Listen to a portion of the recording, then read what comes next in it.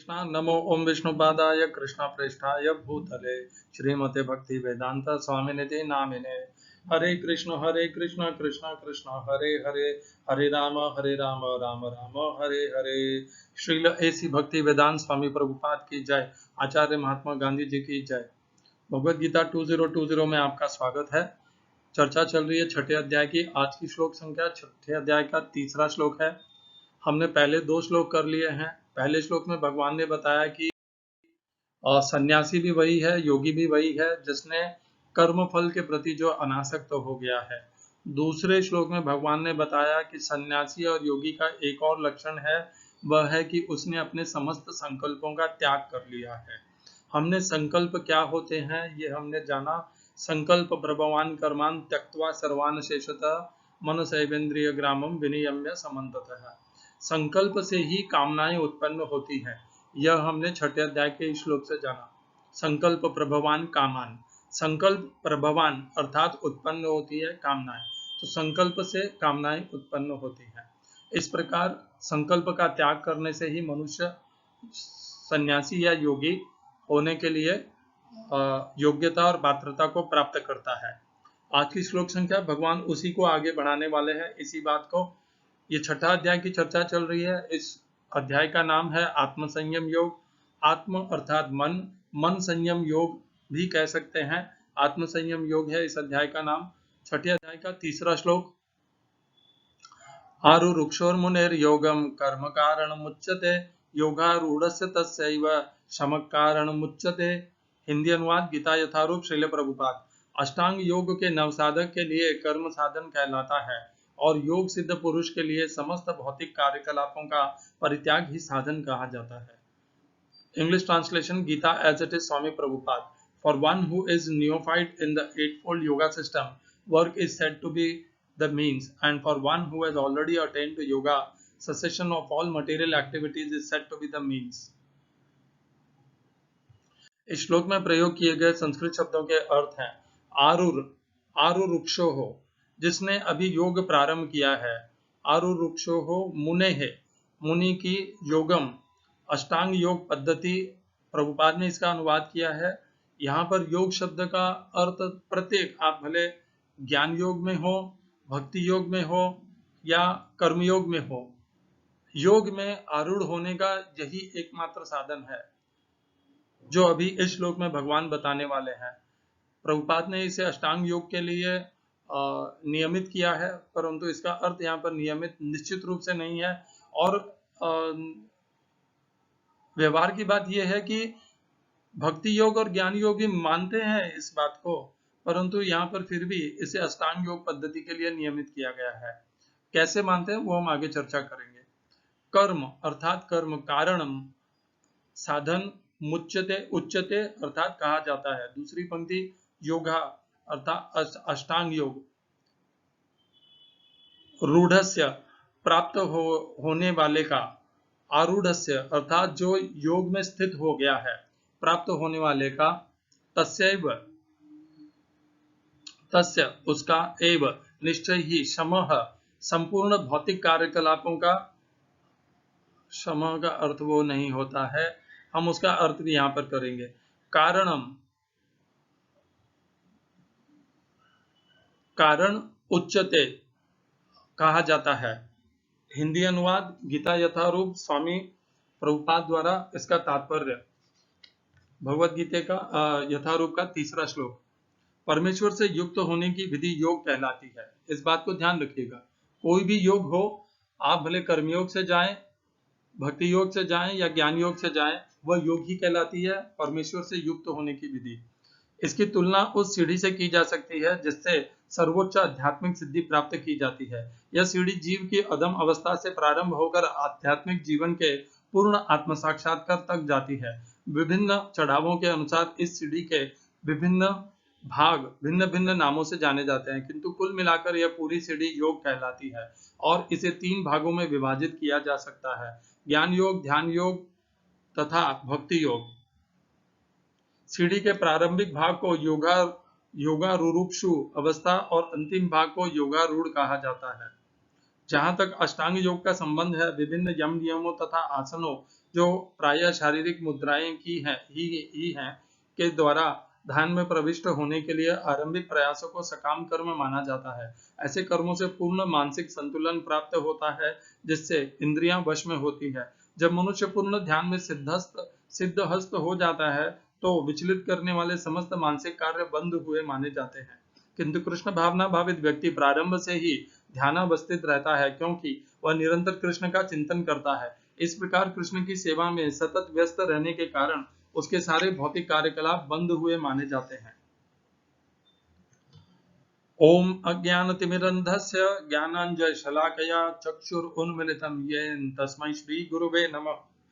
एकम शास्त्रम देवकी पुत्र गीतम, एक ही शास्त्र श्रीमद् भगवद गीता, और किसी शास्त्र का अध्ययन करने की आवश्यकता नहीं है। पहले स्वयं भगवान के मुख से कही हुई श्रीमद् भगवद गीता को अपने जीवन में, अपने व्यवहार में उतार लीजिए। यह परिपूर्ण है। एकम शास्त्रम देवकी पुत्र गीतम, एको देवो देवकी पुत्र एव। एक ही भगवान श्री कृष्ण, और किसी देवी देवता और भगवान के पीछे भागने की कोई आवश्यकता नहीं है। एको मंत्र तस्य नामानि यानि, एक ही मंत्र भगवान श्री कृष्ण के नाम का महामंत्र। हरे कृष्ण कृष्ण कृष्ण हरे हरे, हरे राम राम राम हरे हरे। कर्मापेकम तस्य देवस्य सेवा, अपने कर्मों के द्वारा नित्य भगवान श्री कृष्ण की सेवा कीजिए। यही है आधार भगवान से संबंध योग में स्थित होने का।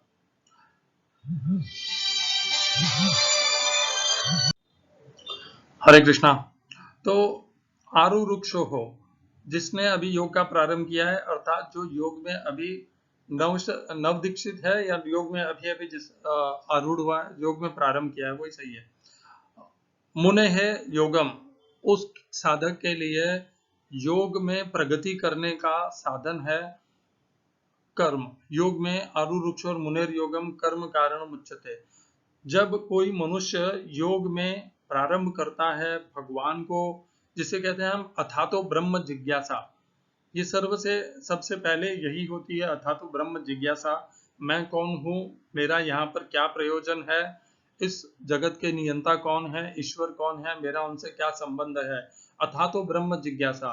ये जब जागती है तो ये जागने का कारण ही कर्म होता है। कर्म कारण मुच्यते। तो ये योग में जब हम प्रारंभ करते हैं तो वो प्रारंभ होने का ही कारण कर्म होता है। कौन से कर्म? तो कर्म 3 प्रकार के भगवान ने 18वें अध्याय में बताए हैं, सात्विक, राजसिक और तामसिक। तो यहाँ पर कौन से कर्म के करने से हम योग में प्रवृत्त हो जाएंगे, योग में हमारा पदार्पण हो जाएगा। हम कर्मयोग में हो, भक्ति योग में हो या ज्ञान योग में हो। इसलिए मैंने कहा था यहाँ पर जो योग शब्द है वह केवल अष्टांग योग से तक संयमित नहीं है, यह पूर्ण समस्त तीनों प्रकार के योग साधनों के लिए है। भक्ति योग में भी हम ये मानते हैं कि भगवान की भक्ति भक्त को तभी लाभ होती है जब उसके पाप क्षीण हो जाते हैं और पुण्य का उदय होता है। कर्मयोग में भी हम यही बात मानते हैं, जब पाप क्षीण होते हैं और पुण्य का उदय होता है। और ज्ञान योग में भी यही मानते हैं कि भगवत गीता और भगवान का आश्रय और ज्ञान का आश्रय योगी तभी लेता है जब उसके पाप क्षीण हो जाते हैं और पुण्य की वृद्धि होती है। तो पाप क्षीण कैसे होते हैं? पाप क्षीण होते हैं पुण्य कर्म करने से। और इसी से संबंधित 2 श्लोक भी हैं। वे 2 श्लोक ही हमें बताएंगे कि किस प्रकार के कर्म करने से हमारे पाप क्षीण होते हैं, और पाप क्षीण होने से ही हम योग में प्रवृत्त होते हैं। कुछ मनुष्य भक्ति के मार्ग को अपनाते हैं, कुछ कर्मयोग के मार्ग को अपनाते हैं और कुछ ज्ञान योग को। तो बाकी का जो मनुष्य समुदाय है वो क्यों नहीं अपनाता? इसका सरल उत्तर यही है इस प्रश्न का कि जिनके पाप क्षीण हो जाते हैं और जिनके पुण्य कर्म उदय होते हैं, वृद्धि होती है, वे इन तीनों किसी एक मार्ग की योग पद्धति में प्रारंभ हो जाते हैं। इसका भगवान भगवत गीता में इसके लिए एक श्लोक बताते हैं, जिसका हम यहाँ पर संबंध जोड़ के इसको अच्छे से समझेंगे कि क्यों इस प्रकार कहते हैं। तब तक दूसरी पंक्ति भी कर लेते हैं। योगारूढ़स्य तस्यैव शमः कारणम् उच्यते। और जो एक बार योग में आरूढ़ हो जाता है, या अर्थात भगवान से अपना संबंध बढ़ाने के लिए मन में संकल्प बना लेता है, इच्छा बना लेता है, योगारूढ़ से, अब योग में आरूढ़ तो हो गया, पर अब उसे तीव्रता से, शीघ्रता से अपनी सिद्धि, अपनी भक्ति और अपने कर्मयोग को अच्छे से करना है, तो उसके लिए शमः, शमः उसका साधन बताया गया है। तो सर्वप्रथम जब हम पहली बार योग में प्रारंभ करते हैं, तो वहां तक हमें पहुंचाने का कारण तो हमारे कर्म है। जब हम ऐसे कर्म करते हैं जिनसे हमारे पाप कम हो जाते हैं और हमारे पुण्य कर्म बढ़ जाते हैं, तो वे कर्म हमारे कारण बनते हैं कि हम भगवान के प्रति हमारा झुकाव, भगवान के प्रति हमारी श्रद्धा बढ़ती है। और एक बार हम इस श्रद्धा के सहित और इस योग मार्ग पे चल पड़ते हैं, तो हमारी इस योग मार्ग में कितनी प्रगति होगी, कितनी शीघ्रता से होगी, इसका अवलंबन है शमः के ऊपर। शमः क्या होता है, यह जानना भी अत्यंत आवश्यक है। शमः शब्द भगवान ने भगवत गीता में इसके ऊपर विस्तार से कहीं कोई श्लोक आता नहीं है जिसमें शमः का अर्थ आता है। शमः शब्द अनेकों बार भगवत गीता में प्रयोग में आता है, परंतु शमः शब्द का अर्थ नहीं आता। परंतु शमः शब्द का संस्कृत में एक निश्चित अर्थ है, और वह अर्थ क्या है वो भी हम यहाँ पर आज चर्चा करेंगे। तो ये दो कारण है। जिस प्रकार हमने यथारूप का अनुवाद पढ़ा कि एक ही सीढ़ी है जो हमें भगवान से जोड़ती है, और वह सीढ़ी ही हमें योग प्रदान करती है, और वही सीढ़ी के अलग अलग भाग में कहाँ पर कर्म योग है, कहाँ पर ज्ञान योग है और कहाँ पर भक्ति योग है। तो मैं इस प्रकार के विवेचन से का समर्थन नहीं कर सकता। मैं ये मानता हूँ ये तीनों पृथक पृथक मार्ग हैं, कर्मयोग, भक्ति योग और ज्ञान योग, और ये तीनों ही हमें भगवान के पास, भगवान से संबंध हमारा बना सकते हैं। योग शब्द का ही अर्थ यही है कि वह भगवान से संबंधित है। यदि कोई मनुष्य कर्मयोग में लगा है तो वह केवल कर्म में नहीं लगा है, वह भगवान से के समर्पित किए हुए कर्मयोग में लगा है। योग शब्द है उसके पीछे। भक्ति योग में भी यही है। योग शब्द का ही अर्थ यही है कि वह भगवान को समर्पित करते हुए भक्ति करता है, इसीलिए वह भक्त कहलाता है। और ज्ञान योग में भी यह है कि वह जो ज्ञान अर्जित करता है और जो ज्ञान प्रदान करता है, जिस माध्यम से वह भगवान को जानना चाहता है, वह ज्ञान भी वह उसका भगवान को समर्पित करते हुए करता है। इसीलिए ज्ञान के साथ में भी योग शब्द जोड़ा हुआ है।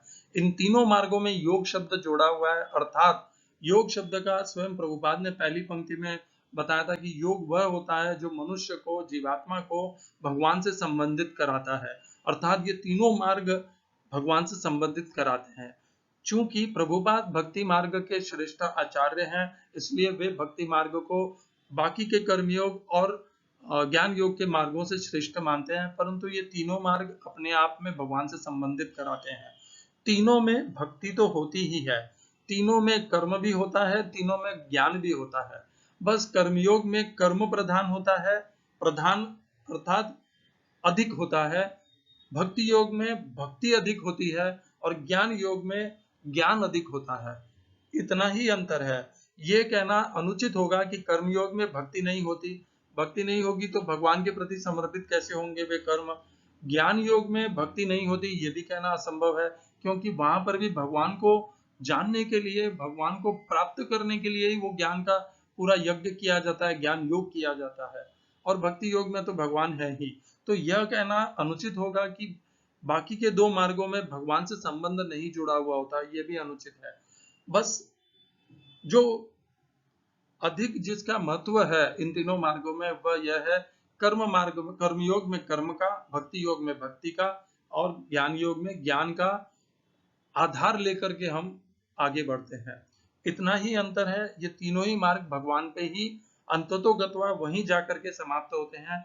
भगवान ने वैसे भी कहा है, अभी हमने 5वें अध्याय में पढ़ा था, सांख्य योगो पृथक बालाः प्रवदन्ति न पंडिताः एकमाप्य स्थितम यज्ञ उभयोर विन्दते फलक। सांख्य योग अर्थात ज्ञान योग और योग अर्थात कर्म योग। सांख्य योग और ज्ञान योग, इन दोनों को अज्ञानी ही पृथक पृथक मानते हैं। इन दोनों में से एक में भी स्थित होने से दोनों के ही फल प्राप्त हो जाते हैं। क्यों प्राप्त हो जाते हैं? यत् सांख्य प्राप्यते स्थानम तद्योगैरपि गम्यते एकम सांख्यम च योगम च यः पश्यति स पश्यति। जो स्थान सांख्य योग से प्राप्त होता है वही कर्मयोग से भी प्राप्त होता है। इसीलिए एकम सांख्यम च योगम च यः पश्यति, जो इस प्रकार देखता है वही देखता है।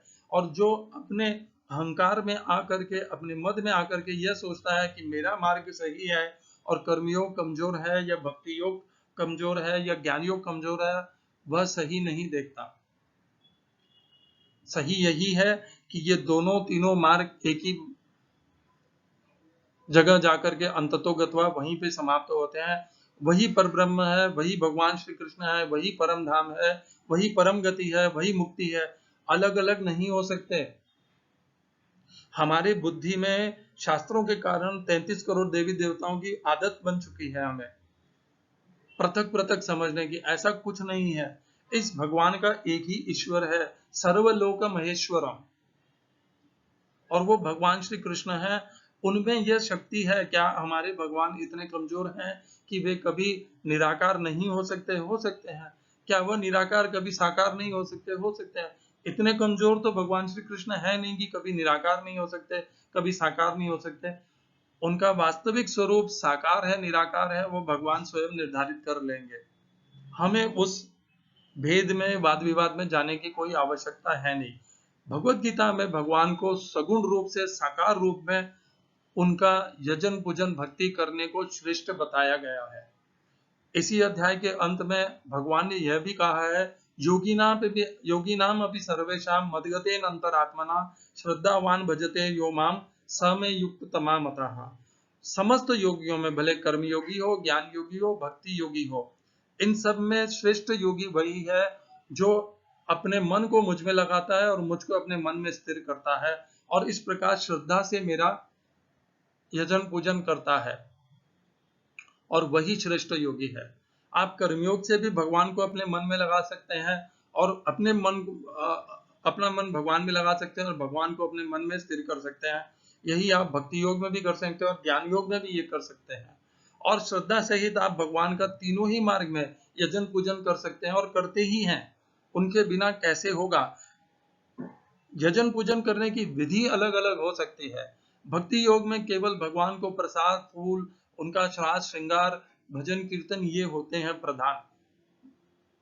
परंतु कर्मयोग में भगवान को सेवा करने का मार्ग है भगवान को प्राणी मात्र के माध्यम से सेवा करना, और ज्ञान योग में है कि भगवान के विषय में ज्ञान प्राणी मात्र को प्रदान करके सबके अंदर जो अंधकार, अज्ञान, तमस भरा हुआ है उसको हटाना। इस प्रकार इनके मार्ग अलग अलग हैं यजन और पूजन करने के, परंतु श्रद्धा तीनों में है।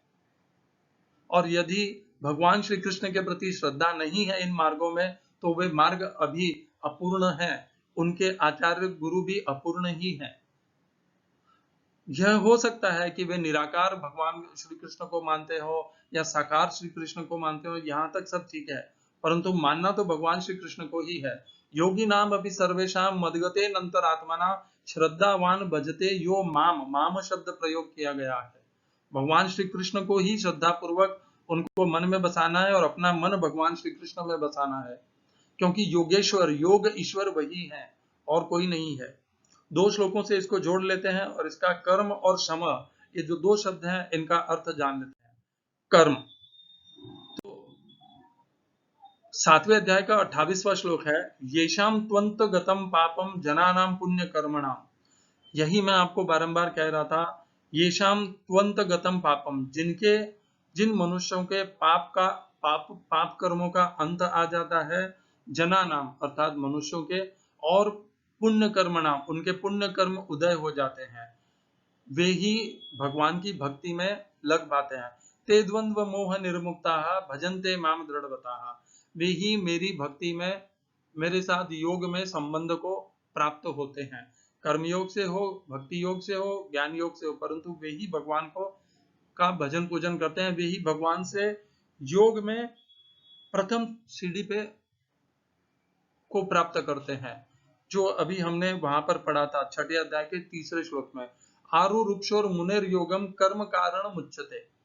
तो जो योग में हम प्रथम सीढ़ी पे पैर रखते हैं, उसका कारण यही है कि हमारे कर्मों के कारण हमारे पाप कर्म का अंत हो गया है। येषाम त्वंत गतम पापम जनानाम पुण्य कर्म नाम, उन मनुष्यों के पुण्य कर्म उदय हो गए हैं और हमारे पुण्य कर्म, और ये कैसे हुए इसको हम जानेंगे एक और श्लोक से, और वह है 18वें अध्याय का 5वां श्लोक। भगवान ने बहुत स्पष्ट बताया है इस श्लोक में कि कैसे हम पवित्रता को प्राप्त करते हैं। यज्ञ दान तपक कर्म न त्याज्यम कार्य में वतत। आप भक्ति योग में हो, ज्ञान योग में हो, या आप कर्मयोग में हो, यज्ञ दान और तप, इन तीनों को कभी मत त्यागीजिएगा। आप किसी को भी यह शिक्षा मत दीजिएगा कि तुम अपने यज्ञ दान और तप को त्याग दो। यज्ञ दान और तप का त्यागने योग्य नहीं होते, ये भगवान का वचन है, भगवान का उपदेश है। यज्ञ दान तपक कर्म न त्याज्यम कार्य में वतत, वो तो करने ही हैं, उनको कभी त्यागना नहीं है। इस्कॉन में भक्ति योग में कई बार ऐसा कहा जाता है कि ये क्या तुम लोगों की देखभाल और लोगों के कल्याण के लिए ये सामाजिक कार्य में लगे हुए रहते हो। उन्हें आप सामाजिक कार्य मत समझिए। वह जो यज्ञ करता है वह अपने उद्धार के लिए नहीं कर रहा है, अपनी इंद्रिय तृप्ति के लिए नहीं कर रहा है, वह तो यज्ञ कर रहा है, वह दूसरे प्राणी मात्र की सेवा, कल्याण और उद्धार के लिए अपने समस्त, अपने सामग्री, पदार्थ, सामर्थ्य, इनका प्रयोग ले रहा है, तो वह यज्ञ कहलाता है, वह सामाजिक कार्य नहीं कहलाता। यज्ञ दान तप ये तीनों ही करने ही हैं, इनका कभी त्याग नहीं करना है। क्यों करना है, यह इसका उत्तर भगवान दूसरी पंक्ति में देते हैं।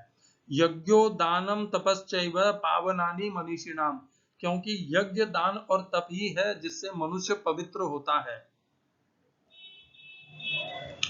तो सर्वप्रथम जब मनुष्य यज्ञ दान और तप करता है, तब वह उसके पाप अंत होते हैं और उस मनुष्य के भीतर उसके पुण्य कर्मों की वृद्धि होती है, और ऐसा होने से वह भगवान के साथ अपने योग में पहली सीढ़ी पर कदम रखता है, अर्थात योगारूढ़स्य। आरुरुक्षोर मुनेर योगम कर्म कारण मुच्यते। वे कर्म कौन से हैं? यज्ञ दान और तप कर्म, ये वही कर्म है, क्योंकि यही हैं जो मनुष्य को पवित्र करते हैं। पूरे भगवत गीता में भगवान ने बहुत स्पष्ट ये श्लोक दिया है, 18वें अध्याय का 5वां श्लोक। मनुष्य को सदैव यज्ञ दान और तप करते रहना चाहिए, कभी उनका त्याग नहीं करना चाहिए। यह भी नहीं है कि अब मैं श्रेष्ठ आचार्य गुरु हो गया हूं तो अब मुझे यज्ञ दान और तप करने की क्या आवश्यकता है, ऐसा भगवान ने कहीं नहीं कहा है। यज्ञ दान तपक कर्म न त्याज्यम कार्य में वतित, वे सदैव करने चाहिए, क्योंकि वे ही हैं जो हमारी पवित्रता बनाए रखते हैं और हमारे पाप कर्मों को का अंत करते रहते हैं। अब आ जाते हैं हम दूसरी पंक्ति में जो शमः शब्द का प्रयोग हुआ है, वह शमः क्या है। तो अब हम जानने का प्रयत्न करेंगे कि शमः क्या होता है। षट संपत्ति है, अर्थात 6 प्रकार की संपत्ति है जो योग में साधक हैं, उनकी 6 संपत्ति होती है। उनके नाम है शमः, दमः, उपरति, तितिक्षा, श्रद्धा, समाधान। इनमें से शमः सबसे सर्वोच्च है। शमः का अर्थ क्या है? शमः का शब्द अर्थ है कि जब हम हमारे मन को पूर्णतया नियंत्रित कर लेते हैं, उसे बाहर जाने से रोकते हैं। जो हम मन का इधर उधर चंचलता पूर्वक बाहर जाने का, बाह्य विषयों में जो उसका विचरण होता है, उसको वहां से रोक करके जब हम भगवान में स्थिर रखते हैं, तो वह जो क्रिया है उसे शमः कहा जाता है। शमः क्यों इतना महत्वपूर्ण है? हमें योग में प्रगति दिलाने के लिए भगवान कहते हैं दूसरी पंक्ति में, योगारूढ़स्य तस्यैव शमः कारणम् उच्यते। अर्थात एक बार मनुष्य ने यह निश्चित कर लिया कि मुझे भगवान से अपना संबंध सुदृढ़ करना है, स्थापित करना है, भगवान के प्रति अपना समर्पण करना है, तो उसके इस मार्ग का सबसे बड़ा प्रगति का साधन है शमः। शमः अर्थात अपने मन को नियंत्रित करना, मन के जो बाहर जाने का स्वभाव है, बाह्य विषयों में जाने का स्वभाव है, उसे वहां से हटा करके भगवान में स्थिर करना, इस क्रिया को हम शमः कहते हैं। और जितना, या तो दो ही हो सकते हैं, हम जब माला करते हैं तो या तो हमारा ध्यान माला में होगा, भगवान के नाम पर होगा, महामंत्र पर होगा, या फिर संसार के विषय, भोग, संकट, इन सब परिस्थितियों के विषय में होगा। ये दो ही हो सकते हैं, तीसरा कोई विकल्प नहीं है। या तो हमारा विकल्प यह होगा कि हम संसार के विषय में सोच रहे हैं, या हम, ये अलग बात है कि हम सो रहे हैं, उस विकल्प को मैं नहीं सोच रहा। सोने के विकल्प, सोना एक विकल्प नहीं है। यदि हम जाग रहे हैं और हम जागते हुए माला कर रहे हैं, तो यदि हमारा ध्यान संसार की तरफ गया है, तो जब हम उससे संसार, यदि हम मनन करते रहेंगे माला करते हुए, तो हमें वह माला का लाभ नहीं मिलेगा। क्योंकि हम जाना तो चाहते हैं, हमारा उद्देश्य तो है भगवान में स्थिर होने का, भगवान को प्राप्त करने का, परंतु हमारा मन हमें ले जा रहा है संसार के प्रति। और जब हम उस मन को संसार के प्रति जाने से रोक करके उसे भगवान के महामंत्र में स्थिर करते हैं, तो वही क्रिया को शमः कहा जाता है। और हम जितने अच्छे अनुपात में इस शमः को करेंगे, उतना ही हम हमारी इंद्रियां, मन और बुद्धि, इनको स्वच्छ कर पाएंगे, और जो कामनाएं हैं उनको वहां से हटा पाएंगे। क्योंकि यह मन ही है जो हमें बाहर भटकाता है, बाहर ले जाता है। यदि इस मन को हमने स्थिर कर लिया, तो इंद्रियां, मन, बुद्धि बाहर नहीं जाएंगी, अंतर्मुखी हो जाएंगे।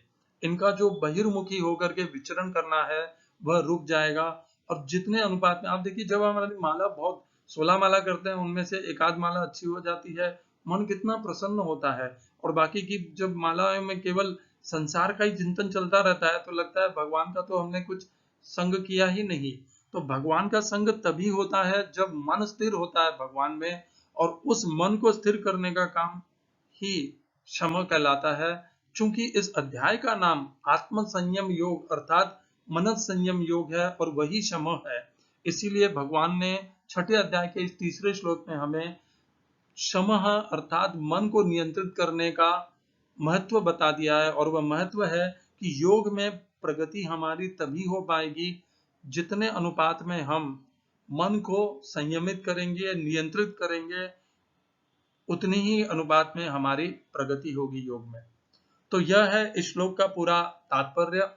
कर्म, जो यज्ञ, दान और तप है, वो सदैव करने चाहिए, क्योंकि उनसे हमारे पापों का अंत होता है और हमारे पुण्य कर्मों की वृद्धि होती है, और उसी से हम भगवान की से हमारा संबंध जोड़ने में प्रवृत्त होते हैं। हमारे अंदर वो भाव आते हैं भगवान के प्रति, अथातो ब्रह्म जिज्ञासा जागती है, आदौ श्रद्धा, श्रद्धा भी हमारे भीतर जागती है भगवान के प्रति। और ये होने का कारण है हमारे कर्म, यज्ञ, दान और तप कर्म। ये था 18वें अध्याय के 5वें श्लोक में। और क्षमा क्या होता है? क्षमा यही है कि हम मन को नियंत्रित करेंगे, और नियंत्रित करके उसे संसार से हटा करके भगवान में स्थिर करेंगे। जितने अनुपात में हम ये करेंगे, उतनी ही हमें योग में तीव्रता से, शीघ्रता से सफलता मिलेगी।